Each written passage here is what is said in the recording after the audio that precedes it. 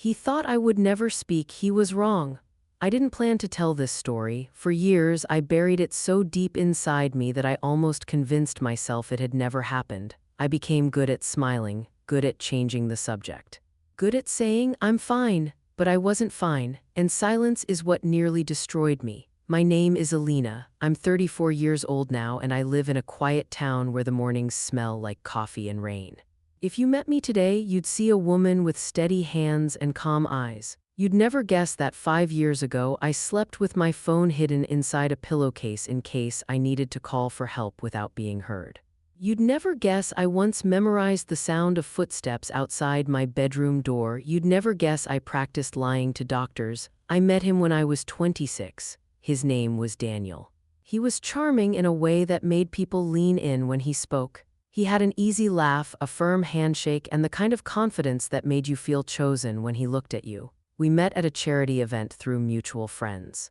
He offered to walk me to my car that night. It was raining and he held his jacket over my head like something out of a movie. "You deserve someone who protects you," he said. I thought that was romantic. Now I understand the warning hidden inside those words. The first year was beautiful. He brought flowers to my office. He left handwritten notes in my purse. He remembered small details, my favorite tea, the song that made me cry when I was a child, the fact that I hated thunderstorms.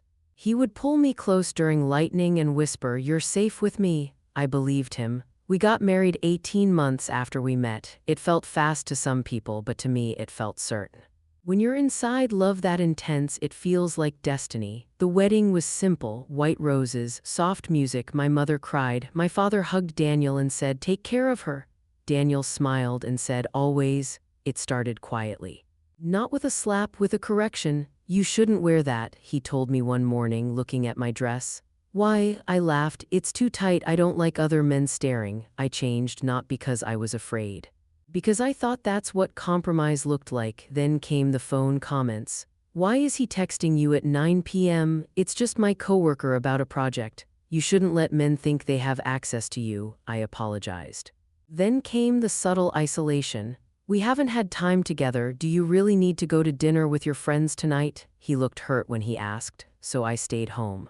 The next time I canceled dinner with my parents because he said he wasn't feeling well. After a few months, invitations stopped coming as often. He never told me I couldn't see people. He just made it emotionally expensive. The first time he hurt me physically, it was almost accidental. We were arguing about money. I had bought a new lamp without telling him. "You're irresponsible," he snapped. "I used my own savings," I said, my voice shaking. He grabbed my wrist, hard, not enough to bruise immediately, but enough to hurt. We both froze. He released me instantly. "I'm sorry," he whispered. "I just lose control sometimes. You know I would never hurt you." And I believed that too. Because it didn't leave a mark, because it wasn't a punch, because I didn't want to see what it was becoming. The second time left fingerprints. It happened after I laughed at something during an argument. He hated when I laughed while he was angry. It made him feel mocked. He shoved me into the wall. The back of my head hit drywall with a dull sound. We stared at each other in shock. Then he started crying. "I don't know what's wrong with me," he said. "Please don't leave me."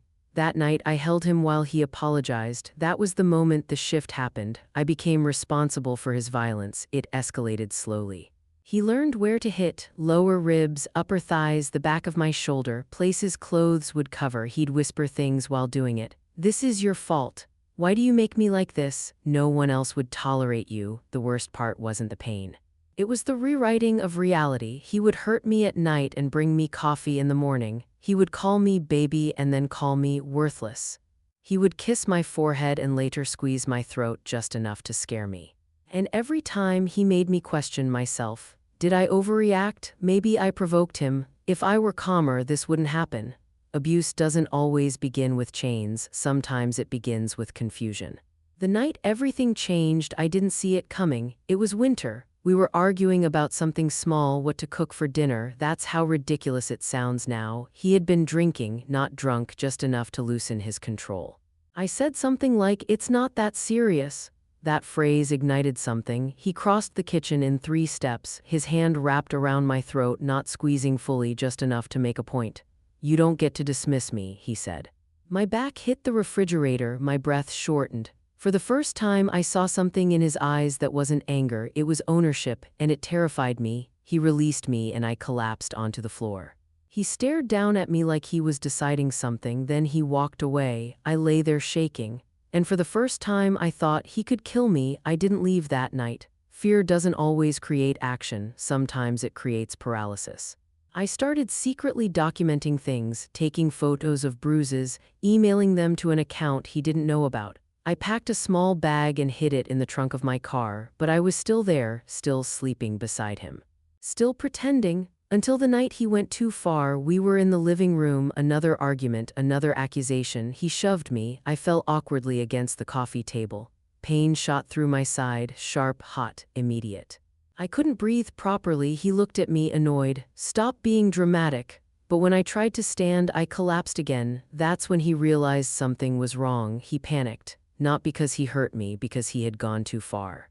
He drove me to the hospital, and the entire ride he rehearsed a story. She slipped. She's clumsy. She hit the table. He practiced it like lines in a play. In the ER, he held my hand and said, "Please help my wife." The doctors ran scans.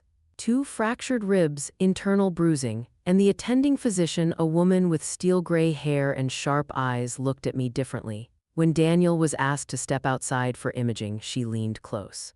Those injuries didn't come from a fall. My heart pounded. She didn't ask if I was abused. She stated it. And something inside me cracked open. Tears spilled down my face before I even realized I was crying.